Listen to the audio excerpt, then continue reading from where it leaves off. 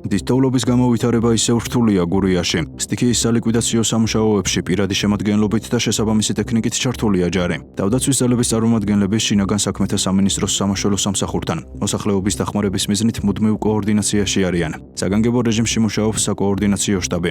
გურიაშია პრემიერ-მინისტრი. სოციალების წარმომადგენლები, ჯარისკაცები არიან უშუალოდ კონკრეტულ სოფლებში, სადაც ისინი შედიან ოჯახ-ოჯახ, უკვე დადიან ოჯახ-ოჯახ და იმ ადამიანებთან, რომელსაც ყველაზე უფრო მეტად სჭირდებათ დახმარება. მყარდება კომუნიკაცია, თუ არსებობს რაიმე საშუალება, რომელსაც იმათ შეუძლიათ ადგილზე მიაწოდონ, ეს იქნება საკვები თუ მედიკამენტები, ამასაც უზრუნველყოფენ, მაგრამ ამავდროულად მათ აქვთ ოპერატიული კავშირი თითოეულ შტაბთან, რაც საშუალებას იძლევა, რომ მათ მიაწოდონ ოპერატიული ინფორმაცია შტაბებს და დამატებითი საჭიროების შემთხვევაში სხვა ჯგუფები მივიდნენ.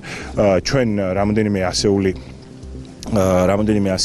ჯარისკაცია მობილიზებული, სხვა საჭიროებების არსებობის შემთხვევაში მომავალშიც შეგვიძლია დამატებითი ძალის გამოყენება. ვინარჩუნებთ უწყვეტ რეჟიმში წმენდას, რაც გვაძლევს იმის შესაძლებლობას, რომ დაკავშირებადობის პრობლემა არ არის, თუმცა რა თქმა უნდა, ამავდროულად არის კონკრეტული მდებარეობები, სადაც სწორედ კლიმატური პირობებისა და ძალიან დიდი თოვლის, ასე ვთქვათ, მოცულობის გამო რეალურად ჯერ კიდე გამოწვევა არის, თუმცა ამ მიმართულებითაც მობილიზებული არის ბევრი საშუალება ტექნიკასთან ერთად, რა თქმა უნდა, მოგეხსენებათ, რომ ჩართული არიან მაშველები, ჩართული არის ჯარი და ამ რესურსების გამოყენების შედეგად უკვე ხდება წინსვლა ამ მიმართულებით. დაიგეგმა ამოცანები, გაიწერა სამოქმედო გეგმა, აქედან გამომდინარე პრიორიტეტია ის ლოკაციები, რომელიც მოწყვეტილი იყო გარე სამყაროს.